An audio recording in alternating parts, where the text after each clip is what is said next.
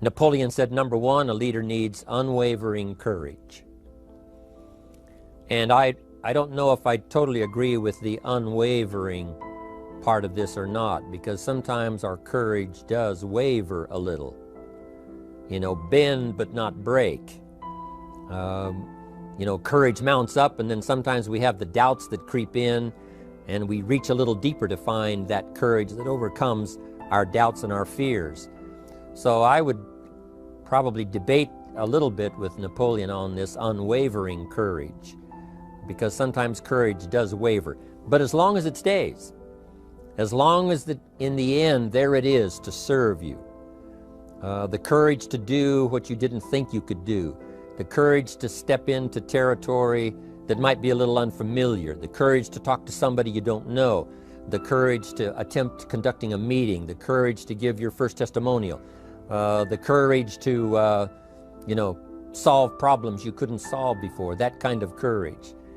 The courage to stand up when it's sort of dark in your corner, the courage to do it when it isn't going your way seemingly, the courage to try to have a good day in the midst of a bad day, that kind of courage.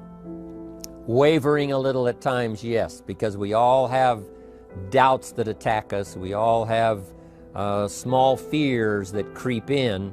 That is the nature of life. But that's what faith is all about, that's what courage is all about. To serve us when our doubts will not serve us well. Faith to overcome fear, and courage to overcome our doubts. But that is a good quality, a good attribute for a leader, and that's unwavering courage. Second, Napoleon said, self-control. That, of course, is the very essence of life itself, is self-control. Because we all have this warfare going on. You know, it's going on in the world, the warfare between liberty and tyranny. In our own body, the warfare between health and illness, the struggle is on. The struggle between light and darkness, the struggle between good and evil. I call it opposites in conflict. And as soon as you're born into the world, as soon as you find yourself and discover yourself on this spinning planet headed somewhere, you know that this exists. To be a civilized society, we must drive the dark side of our nature into a small corner and let the positive side flourish. Early, we must learn to exercise self-control. Power is a wonderful thing, but it must be exercised properly. It must be exercised to benefit and not to destruction. So self-control is certainly necessary to be a strong leader, so that you can become the best example. The example of having your temper well managed, to having that dark side of your nature under control. The best example of choosing wise words and not being careless, that kind of control. Control of your appetite, control of your desires, so that they fit into the positive side of life and not the negative side. Self-control, very important. Then he said a leader must have a keen sense of justice. How very true. Justice we become familiar with, you know, even when we're small. When certain things that happened or were done to us that something told us that wasn't right. Someone did us wrong. We have that sense of right and wrong, and it starts very early. Then we have to have that sense of utilizing what's right and what's wrong so that we develop this sense of justice, this sense of being fair, this sense of being on the positive side, on the right side. To minimize a person's mistakes, they need to have this sense of justice. We have to have justice when we're building an organization. You know, what's fair, what is a good balance. The marketing system that Mark put together has to be fair for everyone. If you have a customer and you take care of that customer, someone else cannot come along and take that customer. The same is true with the distributor. Certain rules and regulations, so that all of us have a chance to fit within this framework of fairness, justice, and what's right. Otherwise, enterprise cannot work. Otherwise, we have what we call, in a political sense, anarchy, where there is no justice, when might is the order of the day, power is the order of the day, not the law, not the rule, not what's right, but power. And we would all dismiss that. It's been a catastrophe in the last 6,000 years, the governments that resorted to power instead of democracy, that resorted to intimidation instead of freedom. And we all know the terrible toll that that takes. But it takes a toll not only politically in a country or politically around the world, but it takes a toll even in enterprise. It takes a toll in school if a teacher is unfair. It takes a toll in working on a team where someone is unfair, or where the leadership is not fair in the administration of justice. So this is true, a keen sense of justice and what's fair and what's right. Part of this we have to learn as we go. You know, you don't have it all the first year. You haven't got it all the second year, the third year. After all the years that I've, been around, both as a human being and as a business person, we're still, even at these years, trying to decide what's best, what's fair, what's right, to give balance to our life and to build on a firm foundation for the future. So I agree with Napoleon. Good idea. A sense of justice. Here's another one, he said, definiteness of decision. Indecision is the thief of opportunity. If you don't decide, the opportunity could slip away. If you don't decide what you're going to do today, the day could get away and you're not very effective. I talked about in my recent travels about time management. And here's one of the best ideas of time management. Don't start the day until you have it finished. Is it possible to finish the day before you start it? And the answer is yes. If you don't finish it to the best of your ability, have some idea, some good plan, sure enough, the day escapes. And in the morning you say, let's see, what should I do now? In the afternoon you say, hey, time's getting away from me, what should I do now? And now most of the day is lost. Most of the day escapes not being utilized and doesn't work for you simply because you didn't make those decisions early, at the early part of the day. The decisions we make in the early part of our life sometimes last for a lifetime. The early decisions that you make about what you're going to do with your life as far as Herbalife is concerned, those decisions are vitally important. If you neglect them and don't make them, sure enough, the time passes and the opportunity sometimes is diminished, and sometimes you spend a lot of time now catching up simply because you didn't make those early decisions. So it's the decisions at the first of the day, it's the decisions at the early part of the month, it's the decisions at the early part of the year that greatly determines what kind of year you're going to have. The decisions you make in the early days of your marriage, sometimes those are the decisions that affect your marriage for a lifetime. The decisions you make at the first chance you see opportunity, those decisions, what you're going to do with it, how far you're going to take it, what it's going to be meaning to you in the years to come. Those early decisions are vitally important. Then we need decisions to correct poor decisions, to overcome our mistakes. It's possible, of course, for all of us to make unwise decisions. And at the end of one year, at the end of 1 week, 1 month, or at the end of a few years, we say, that decision cost me too much. Cost me a lot of time, cost me a lot of money, cost me maybe a good relationship, cost me a chance to be productive. But as long as you're alive, there's still a chance to use new decision power to correct the mistakes of decisions that were bad in the past. All of us have the opportunity to do that, but I think Napoleon was right here too. You got to be definite in making decisions so that the opportunity doesn't pass you by. Take advantage. Here's the next one. Napoleon Hill said, a good leader has definite plans. How important that is. And of all the years, I think, to cash in on Herbalife's momentum and make some plans for the future, this has got to be one of the greatest years. Herbalife in these 18 years now has created some incredible momentum, not only in opening up the countries, but momentum in the refinement of our marketing, momentum in developing new products, momentum in developing our support system. The key is now for you to make plans to ride on that momentum. Herbalife is like the tide that comes in, and the rising tide lifts all the ships if they're in the water. If your ship and your boat is not in the water, even though the tide comes in that would lift all the ships, if yours is not in the water, then it doesn't benefit you. So here's what you should do. Have the same intensity to make your plans for the future as Mark Hughes has. As the President's team, Chairman's Club especially, make the plans for the Herbalife company future, you've got to now make your plans. Don't let this momentum pass you by. Don't let this momentum go uncashed in on. Don't let it be like a lost cause for you. And maybe you've, because of the lack of plans, have lost a month or two, or you've lost a week or two, or maybe you've lost a year and you were 10% effective instead of 100%. Now's the time to change all that and start making some plans. Your Herbalife plans, they're vitally important.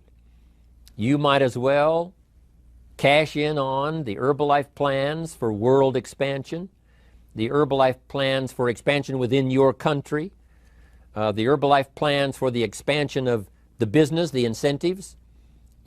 Cash in on that, capture that, and say, I've got to have some plans that match Herbalife. Not necessarily match Herbalife in numbers, but that can match Herbalife in momentum, that can match Herbalife in cashing in on the opportunity, your plans for Herbalife expansion. You got to have some plans for your family, right? You got to take your family along, don't leave them out. One of the challenges all of us have in making our plans is how to balance everything. To make sure that we don't regret at the end of the year, I spent too much time on that. I spent too much money. And then if you have, say, how can I not do that again? And construct some better plans so that you won't have any regrets at the end of a year to come, 5 years to come, 3 or 4, 5 years to come. Definite plans. The plans for the use of your money. One thing I've admired about Mark Hughes since I've met him all those years ago, once he started becoming successful, he had a splendid plan, not only for his personal success in terms of financial security, but in terms of the company. Because Mark has to look after the company and make sure that the company is secure, that the company has plenty of reserves, so that no matter what happens around the world, and when you're doing business in 37 countries, you can imagine what the challenge is to make sure the plans for each country are there. The backup plans, the financial plans, as well as products and opportunity and marketing. It is a challenge beyond comprehension to most of us what kind of planning that takes in terms of trying to make Herbalife secure for the future. I described it in one of the summit classes as Mark takes the same pledge that the President of the United States takes, and that is to preserve and protect and defend the Constitution, says the President. But Mark has to preserve and protect and defend the company to make sure it's viable, not just in America where it started, but all around the world in each country. It's an awesome responsibility. But now for you, your plans to be financially secure. If you're starting to make some big money in Herbalife, I'm telling you, you got to have a good plan for your resources so that you find yourself secure regardless of what happens. I agree with Napoleon here. You got to have good plans. One more on plans, and that is the plan for your personal development. The plan to be better this year than last year. The plan to take the classes, attend the workshops, do everything you possibly can to show personal progress, not just financial progress, not just the progress of having one more car or one more home, but the progress of personality, the progress of communication skills, the progress of recruiting skills, the progress in how to deal with people, progress in using your influence so that it multiplies its power by 5 by 10 versus what it used to be. You need those kind of plans. A plan for personal growth, personal development, a plan to be all that you can possibly be in the years to come as you develop your Herbalife business and your life business and your family business, all of that. Got to have good plans. Next, Napoleon Hill had a good saying. It was something my father had and passed it on to me as a good philosophy. And here's what he said. A good leader has the habit of doing more than what he gets paid for. What an incredible philosophy this is. The habit of doing more than you get paid for. It's what we call the service that you put out like seeds in the ground that doesn't bring the harvest immediately, but the harvest is yet to come. It's called like putting out the capital in capitalism. Doing more than you get paid for means that you're getting ready for the next move up. Because if you do more than you get paid for, you've made an investment. The average person might think if I do more than the company requires, then they're ripping me off. I'm not getting paid for that extra time, that extra attention. But you must not view it that way. You must say, I'm getting there a little earlier, staying a little later, as an investment in my own personal future. Because I want that kind of reputation. I want that kind of philosophy to work in my life. Do more than you get paid for. And this philosophy works incredibly well in Herbalife. You make the Herbalife sale of the Herbalife products. Now you must do more than you've gotten paid for. Right? They've got the product, you've got the money. But you can't stop your investment there. Now you must develop the investment in time, effort, and energy in turning that new customer into a testimonial. And sometimes that's the most difficult work, the work after the sale. Because the sale might be fairly easy. Someone says, hey, I've been looking for this product, I need it, here's my money. But now you've got to stay with them, make sure they don't just buy the product, but that they use the product. And that they don't just use the product, they keep using the product. That's the work after the sale. But if you learn to make that kind of an investment and do more than you get immediately paid for, the payoff in the future can be fantastic. Because as we all know in Herbalife, what really pays off is not a sale of the product. What really pays off is a testimonial. A testimonial that gives you more sales than you can keep up with.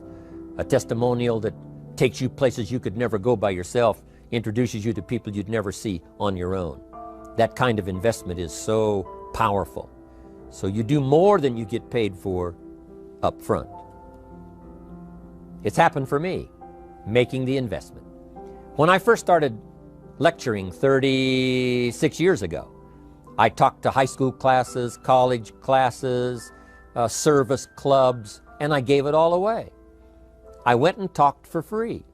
Someone said, Mr. Owen, would you come and do this breakfast talk? I said, sure. Could you do this luncheon talk for this service club? I said, of course. And all of that in the beginning was for free.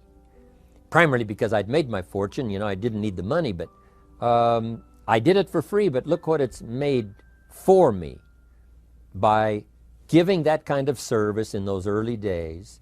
And finally it led to business and led to an enterprise.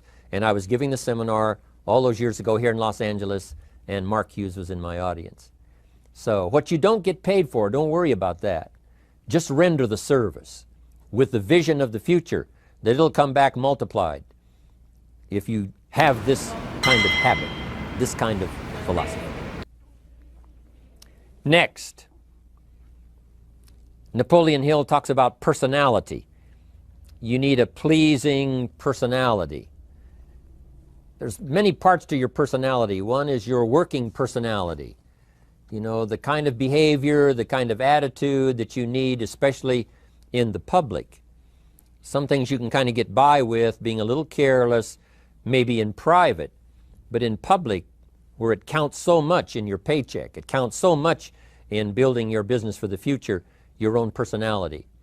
But here's what you also must remember. You develop your personality in private so that it serves you well in the public. Sometimes we get the mistaken idea, I can be careless with just these few and be more careful when I have 1,000. But see, that doesn't work that way. Careless with a few, sure enough, that will creep into your presentation for 1,000 people. Here's the best practice, and the Herbalife opportunity in our marketing systems gives you the best chance to do that. The influence you have one-on-one, that's what really counts. You say, well, I'm only talking to 2 people, it doesn't matter much. That's when it really matters. Because if you'll practice well there, using your personality, using your influence, to get someone's attention, to get them to listen, to get them to participate, the kind of personality that someone says, I'd like to be around this person. They're unusual. They're not like the average person I meet on my everyday experience. That kind of personality. But you've got to practice it behind the scenes. You've got to practice it one-on-one. And if you're effective one-on-one, 1-on-3, 1-on-5, I promise you, that will get you ready to now perform with the kind of personality, the kind of charisma that wins people when you're in front of 500 people, 1,000 people, 5,000. So this is a good point, working on your personality. Here's the best gift you can give someone, and that's the gift of attention. Attention is so powerful. When I was a young man, I met Nelson Rockefeller, one of the richest men in America at that time. He's gone now, but he was a unique individual, ran for vice president of the United States. And I had a chance to be where he was holding a press conference, and I got close enough so that when he walked out, I had a chance to step up, right, when security was not all that severe in those days, and I had a chance to put out my hand, shake his hand, and say, Mr. Rockefeller, my name is Jim Rohn. And what I remember most was the attention he gave me.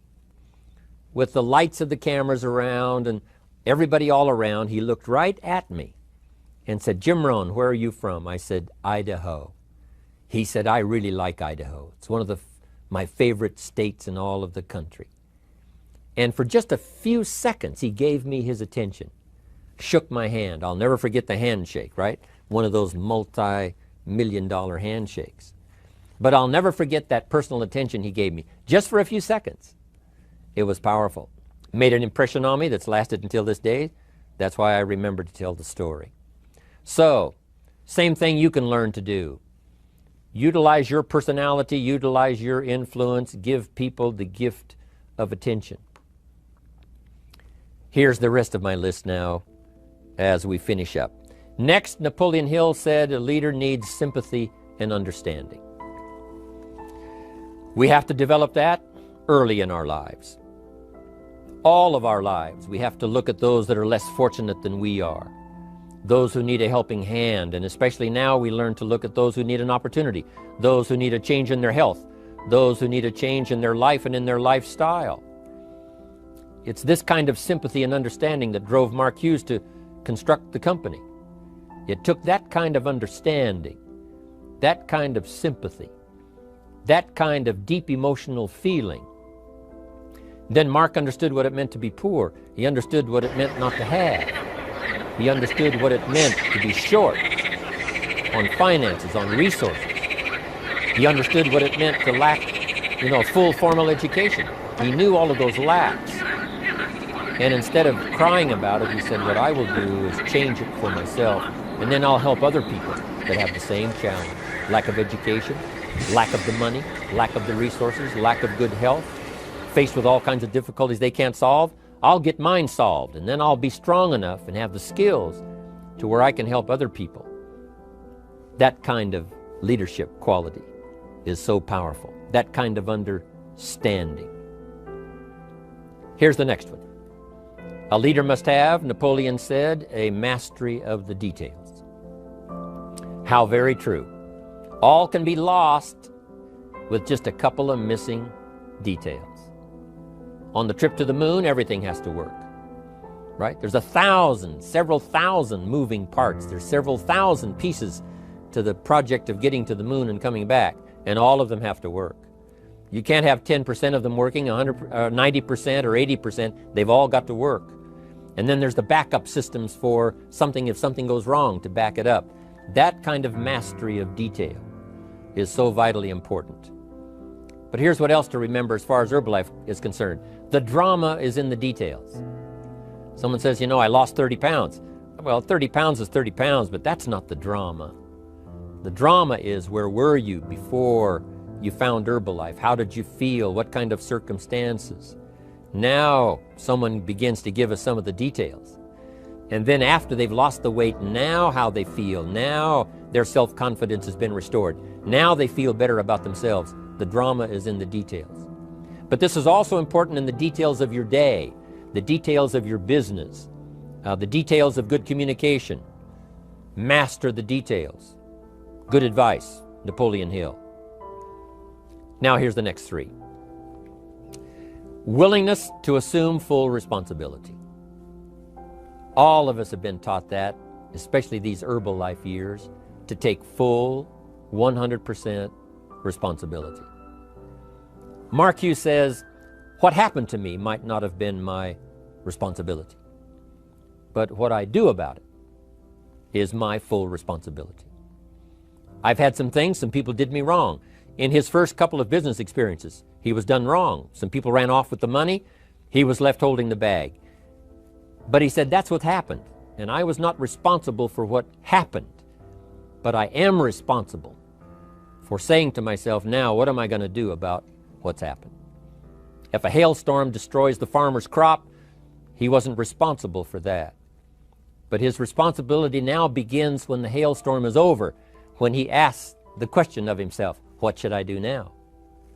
Now that this catastrophe is over, now that the damage is done, now what should I do about it? And a philosophy I've taught all these years, it's not what happens to you that determines your future. It's what you do about what happens that determines your future. And this is a major part of it, accepting full responsibility. If you've got an organization, you're conducting meetings, and you're the leader, the responsibility ends with you. Someone else may mess up, make some mistakes, still your responsibility. Some things over which you have no control, understandable. But what you do about it now, how you fix it, the diplomacy you use, the strategy you use, that's the kind of responsibility now that depends on you. Also, you've got to be responsible for your future. Nobody's going to fix it. No one else is going to design it. No one else is going to come along and say, hey, I will make sure it all works well for you. You've got to take all the input, you've got to take all the testimonials, all the teaching, all the training, all the influence, then you've got to have the responsibility of designing your life. You can design a life of prosperity, or you can design a life just to coast and get by. The responsibility belongs to you. Now here's the last two. Next is cooperation. One of the great things we learn in Herbalife is how to cooperate so that we take advantage of each other's ideas, we take advantage of each other's input, we take advantage of each other's enthusiasm, we take advantage of each other's testimonial, and we take advantage of each other's willingness to grow. That kind of cooperation has built Herbalife. In those early days, Mark got the group together. Jerry Shatanovich, Doug Stuntz, the rest, and made some plans to cooperate. Said, no telling what kind of powerful meetings we can have if we work together. No telling how many people we can affect, even right away, if we work together. You do this part, you do this part, I'll do this part, we'll make it work together, and we'll get the ball rolling. There's an ancient phrase that says, if two or three agree, nothing is impossible. If they agree on the same project, if they agree on the same vision, if they agree on how to get there, I'm telling you, nothing is impossible. Nothing can stand in their way. Just two or three. What's exciting about Herbalife is now we have more than two or three. The president's team now is well populated. Even the chairman's club is growing. The millionaire team is awesome in its numbers as well as in its power. And the cooperation between all of us on the tabulator teams, as distributors, home office, support staff, 15th floor, wherever we come from. If we cooperate, there's nothing we can't do. There isn't anyone we can't touch. There is no country we can't finally get to with this incredible story. Cooperation. That's why I'm here, wanting to do my part, HBN, send out some ideas, give you some notes to take, something to think about and ponder, something to talk about with the people that you associate with and are building your business. That kind of cooperation is going to make this a powerful year. It'll get us to the 2 billion, 3 billion, 5 billion. But it'll get us to much more than just those numbers. It'll get us to a place of honor, respect, prestige, influence, feeling good about ourselves for the hard work that we're doing, cooperating with each other. I want to cooperate with you, helping build your business. All of us cooperate with the support system of Herbalife. We're on our way. We will have the billions. We'll have the stories. We'll have the experiences. Now here's the last one. Napoleon Hill said, a major attribute of leadership is vision. Vision is in many parts. One, a vision for your own course to follow. A vision for you, for yourself. A vision for your financial future. A vision for your health. A vision for your wealth. A vision for you to latch onto and make something out of. A vision for your family. Because vision must now lift others as well as ourselves. Guess what our family is counting on? That we'll be able to see things that at first they cannot see. That we'll be able to look further into the future than perhaps they will be able to look. The same is true with your organization, the people that are around you. They're counting on your vision. Perhaps you've been there a little longer than they have. Maybe you've been there a lot longer than they have. And they will look to you to help them see things that they can't see in the beginning. And if you will do that, develop that attribute of leadership, I'm telling you, you'll have such a dramatic effect on your organization, it will be unbelievable. A vision for yourself, a vision for your family, a vision for your organization, a vision for the people that you're close to. The old prophet said, without vision, we die. We perish. Unless we can see into the future, life loses its meaning. Unless we can look further than just where we are at the moment, then we have no reason for faith, no reason for activity. But if we'll develop this skill, beyond any other skill, I'm telling you, it will help us touch people because they'll want to be around us because we have this look into the future. Not only the short-range vision of what we're going to do this week, this month, this year, but the long-range vision like Mark has, taking us to the 5 billion. You can have a vision that will take your organization into the future and bless everybody with success.